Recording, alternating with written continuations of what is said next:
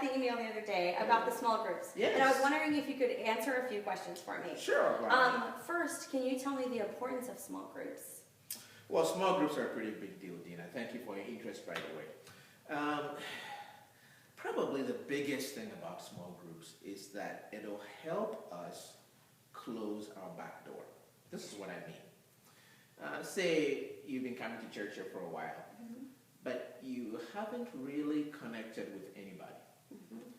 And what that means is that you may be gone maybe for a week, 2 weeks, 3 weeks, and because you haven't connected with anybody, nobody really notices that you're gone.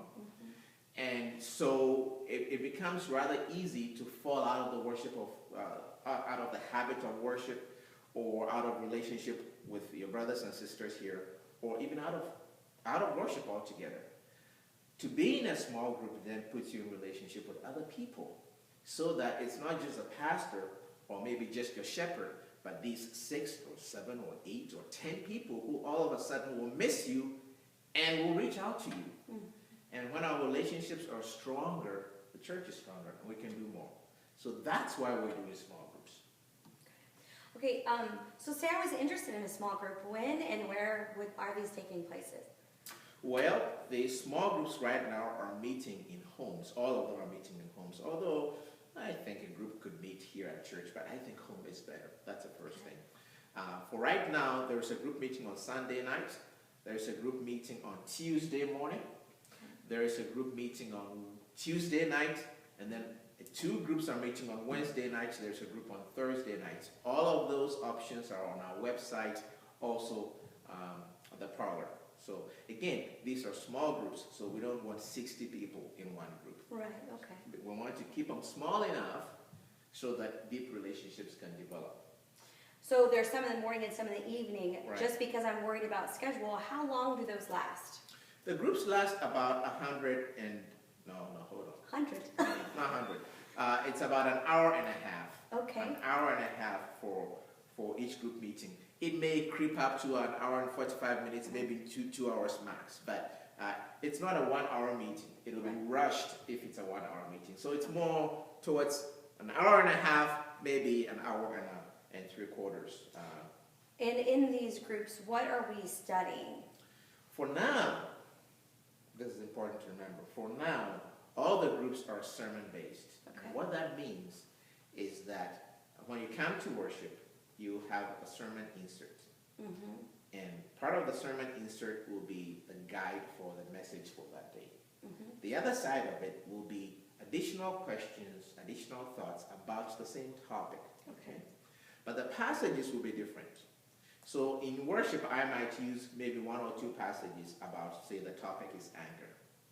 When you get to small group, we're going to be talking about the same topic, anger, but we'll look at other passages so that small group is not just a repetition of what happened in worship. Okay. So we'll look at other passages dealing with the same subject, allowing us to come at it from different perspectives, different angles. So the topic is always what we're dealing with in worship. Those are the sermon-based small groups. My hope is that as we go forward, though, maybe a group might peel off and say, we don't want to do sermon-based right now. We are all parents of younger children. We want to do something on, say, financial peace, or we want to do something on preparing our children for worship, or whatever. Then you go off and do that. You find out that sometimes interests and focus of a particular group might be different from what the sermon is dealing with, and that's okay too. But for the next 2 months, all of us are going to be studying the same thing, which is the Gospel of Luke as I presented in worship. Okay, so what's the commitment to being in this? And is it required that I go to church? I mean, what if I miss a Sunday? Okay. Well, first of all, the commitment. Every good thing takes some work to make it work. And so your first group meeting will involve something called a group covenant. And a covenant is basically how are we going to treat each other. If you think you're not going to make it to group, what do? Do you call somebody? Do you leave a text somewhere? What about confidentiality? I mean, are we allowed to broadcast everything we hear in group? So those are the kinds of questions that we'll be dealing with in a covenant. This is our group covenant. That happens the first meeting. And then the group, the members there that agree on the covenant we actually ask them that they sign it. And I'm not trying to scare anybody. I'm just trying to say that some commitment is needed. And also being there. If you are well and you're not at work and things are fairly okay with you, we expect that you be there.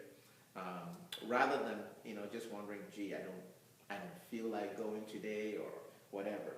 The commitment is to be there because it takes time for these relationships to build. Now back to whether if you're not able to make it to worship on Sunday. We are recording these messages and they will be online by 4 o'clock each Sunday. Okay. And also attached to the messages will be the insert, the sermon insert. So you can get it all from online. You can download it, just audio to listen while you work out, or video, that's fine. Get the insert, go through it so that when you get to small group, you've got your sheet and your Bible ready to go. Now, is there a cost to anyone attending? Sure there is. Sure there is, but it's not financial. Okay. The cost is the cost of commitment. The cost of commitment. And it'll cost something.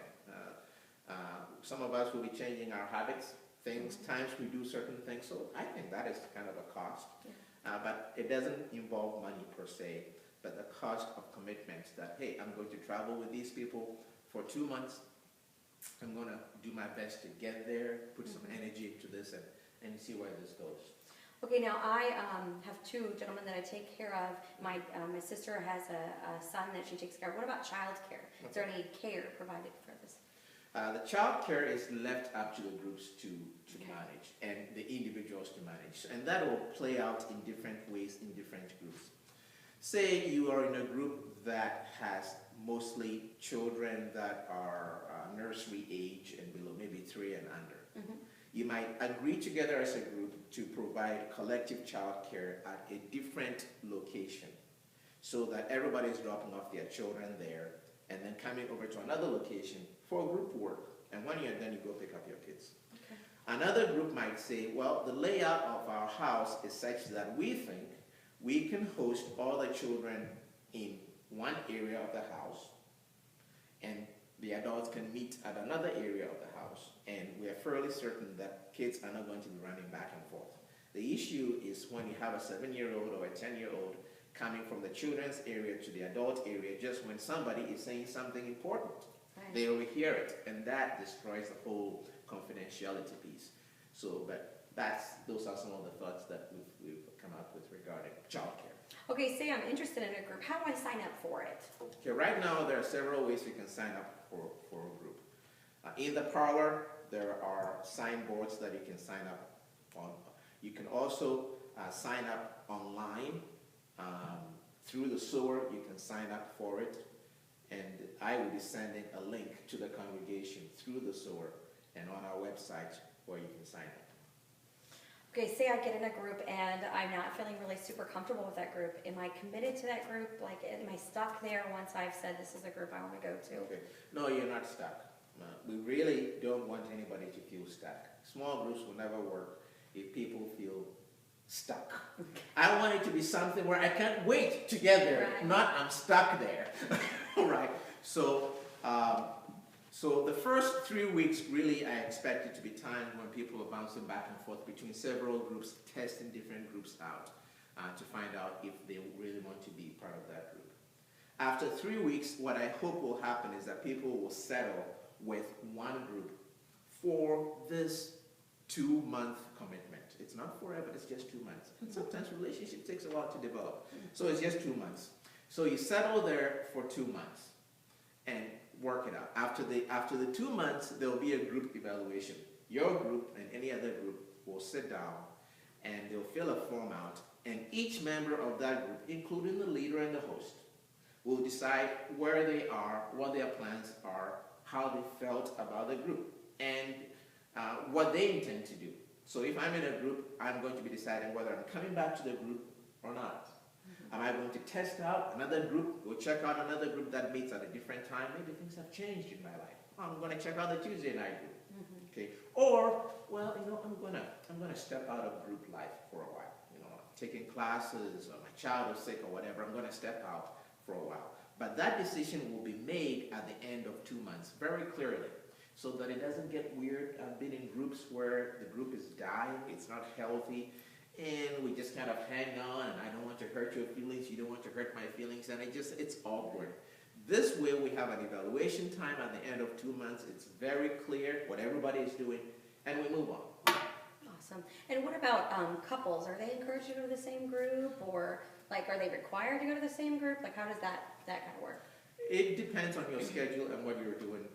My wife and I will belong to 2 different groups because we want somebody to be at home with our kids, somebody to run them to different events. Ideally, I would have loved to be in the same group with her. Right. But she's going to be in a different group. I'll be in another group. That's how it works out this time. Maybe that will change in the future. So couples do not have to attend the same group. They can attend different groups if that works better for them. Awesome. Well, thank you for answering all my questions. I'm excited to get signed up in a group. All right. All right. Thank you.